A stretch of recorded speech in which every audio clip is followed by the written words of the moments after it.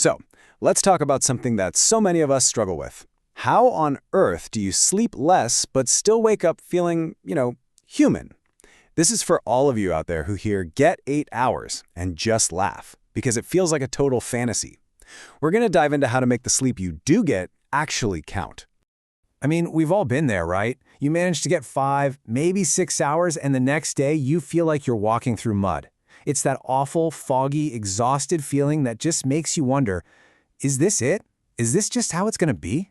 And of course, what's the advice you always hear? Oh, just get 8 hours of sleep. It's the classic line, and look, it's well-intentioned, but for most people, it's just not helpful. It sets this perfect standard that feels totally impossible to reach.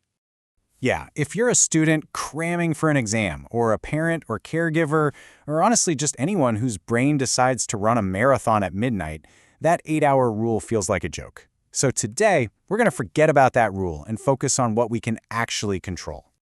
Okay, so here's the first big mindset shift. We need to stop focusing so much on the quantity of sleep and start talking about the quality. Because the real secret isn't just about how long you're in bed, it's all about understanding what your brain is doing while you're out. It's all about these natural cycles. See, your brain doesn't just flip an off switch. Instead, it moves through these natural, repeating 90-minute cycles all night long. And each cycle is packed with different stages that are absolutely critical for your mind and body to recover. Getting through these cycles smoothly, that's the real key to waking up feeling good. And inside each of those cycles, there are 2 real VIP stages you need to know about. First up is deep sleep. Think of this as the physical repair crew for your body. It's fixing you up and boosting your immune system. Then you've got REM sleep. This is for your brain. It's sorting through your emotions, sparking creativity, and sharpening your focus. You really need both. And this is the main takeaway right here. When you complete those 90-minute cycles without interruption, you wake up feeling refreshed.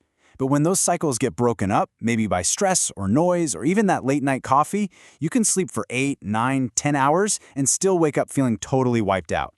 So the big question is, how do we protect these cycles? How do we master the sleep we actually have time for? Well, it turns out there's a pretty straightforward 4-step plan we can follow. We're going to walk through all 4 of these. First, being consistent. Second, changing how you think about winding down. Third, getting smart about light. And finally, my personal favorite, something called a brain dump to quiet that racing mind.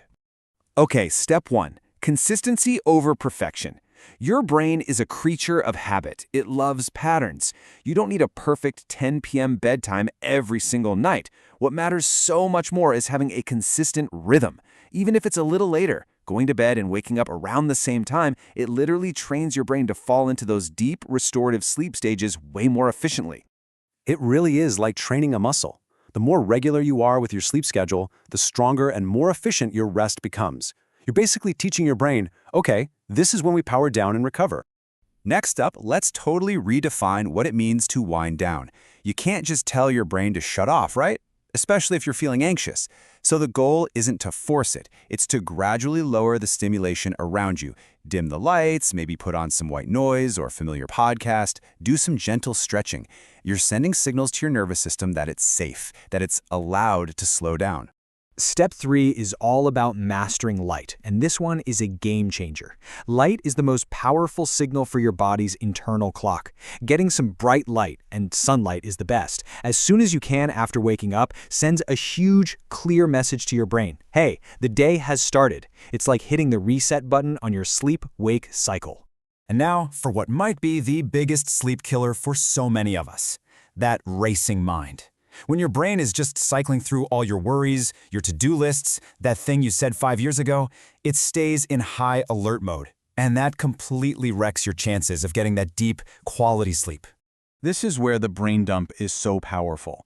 It sounds almost too simple, but you just get those thoughts out of your head and onto a piece of paper. When you write down what's worrying you, you're externalizing it. It's like you're giving your brain permission to let it go for the night because you know it's been captured somewhere safe. I love this analogy. Doing a brain dump is basically like clearing the cache on your computer. You're freeing up all that mental RAM, which lets your brain actually shut down properly, so it can run so much faster and smoother the next day. So let's kind of zoom out and bring this all together. It is so important to remember that needing to rest is not a sign of weakness. Getting good, high-quality sleep is a non-negotiable, fundamental pillar of your mental and emotional health. And I really want to leave you with this idea. We live in this crazy hustle culture where we can feel so guilty for needing a break. But allowing yourself to rest isn't some luxury. It's not a weakness, and it is absolutely 100% not a moral failure. It's about learning to rest smarter, not harder. So my question for you is pretty simple.